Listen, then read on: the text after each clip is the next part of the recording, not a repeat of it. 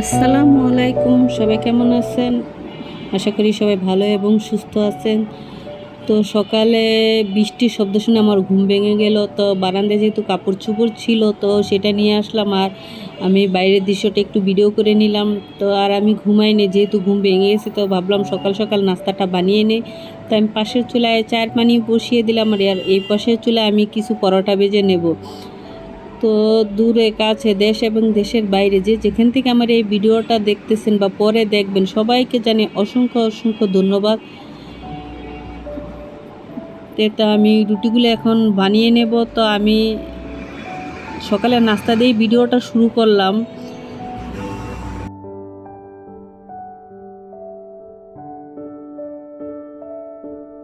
তো আমি নাস্তা বানাতে বানাতে দেখলাম যে রাদীপও ঘুম থেকে উঠে গেছে এবং ওর বাবাও ঘুম থেকে উঠে গেছে। তো আমি সবার জন্য নাস্তা বানিয়ে নেব।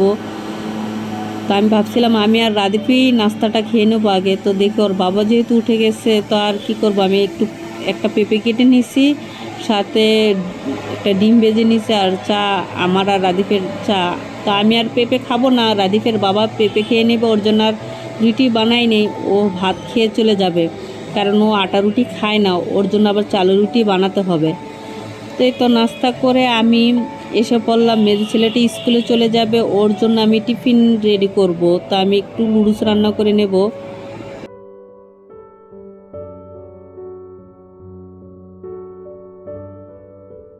আমরা যেহেতু মধ্যবিত্ত, তো আমাদের তো একটু হিসাব করে চলতেই হয়। আমরা যদি হিসাব করে না চলে, তাহলে আমাদের সংসার চালানোটা খুব কঠিন হয়ে যায়, বিশেষ করে আমাদের মতন মধ্যবিত্ত ঘরের বউদের। তো আমি এই জন্যে বাইরে থেকে কোনো টিফিন ওকে কিনে দেব না, ওরে ঘরের থেকে এই জন্য লুডুস দিয়ে দেবো। দেখা যায় বাইরের থেকে টিফিন কিনবে, টাকাটা একটু বেশি লাগবে, এমনকি এটা শরীরের জন্য খুবই ক্ষতিকর। তো এই জন্য আমি ঘরে থেকেই লুডুস রান্না করে দিয়ে দেবো। ও চলে যায় ঠিক 12টার দিকে এবং আসে ঠিক সন্ধ্যায় 6:30। তো ওর খাবারটা একটু বাড়িরই প্রয়োজন, তো বাইরের আর কোনো ক্যান্টিন থেকে ও খাবার কিনে খায় না, তো ও চায় বাসার থেকে খাবারটা নিয়ে যেতে। তো টিফিনটা রেডি করে দিয়ে তো আমি দুপুরে রান্নার জন্য চলে যাব। তো আজকে দুপুরে কি কি রান্না করব সেটাই সবার সাথে শেয়ার করব। তো আমি বাচ্চাদের সবসময় ঘরের খাবারটা দেওয়ার চেষ্টা করি, বাইরের খাবারটা খুব কম দেই, যাতে ওদের শরীরে কোনো ক্ষতি না হয়।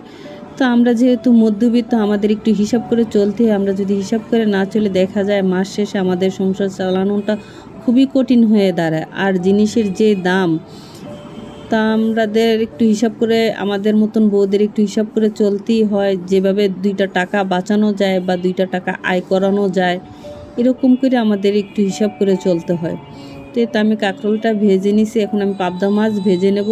আমি পাবদা মাছ দিয়ে কাঁকরোলটা দিয়ে রান্না করব। তো এখানে আমি চিংড়ি মাছ দিয়ে একটা করলার পাতলা ঝোল রান্না করব। এভাবে আমি খাই এবং কি আমার শাশুড়ি মা খুব পছন্দ করে এই চিংড়ি মাছের এই করলা দিয়ে পাতলা ঝোলটা। তো এই মশলা দিয়ে মশলাটাকে কষিয়ে নেব। তো কে কোথা থেকে আমার এই ভিডিওটা দেখতেছেন, অবশ্যই অবশ্যই কমেন্ট করে জানিয়ে দিবেন। আর এই পর্যায়ে এসে যারা আমার এই ভিডিওতে লাইক দিতে ভুলে গেছেন, অবশ্যই লাইক দিয়ে ভিডিওটা কন্টিনিউ করবেন। আর যদি আমার ভিডিও কারো কোনো অংশ ভালো লেগে থাকে, অবশ্যই আমার এই চ্যানেলটি সাবস্ক্রাইব করে আমার পাশে থেকে যেতে পারেন। তো আমি করলার যে পাতলা ঝোলটা রান্না করে নিলাম। এখানে আমি একটা আমড়া কেটে দিয়েছি যাতে একটু টকটক লাগে। তো এখানে আমি কাঁকরোল দিয়ে যে পাবদা মাছটা রান্না করে নেব। তো আমি কাঁকরোলটা যে ভেজে রাখছিলাম, এভাবে রান্না করলে ভীষণ ভালো লাগে, খেতে খুব মজা লাগে।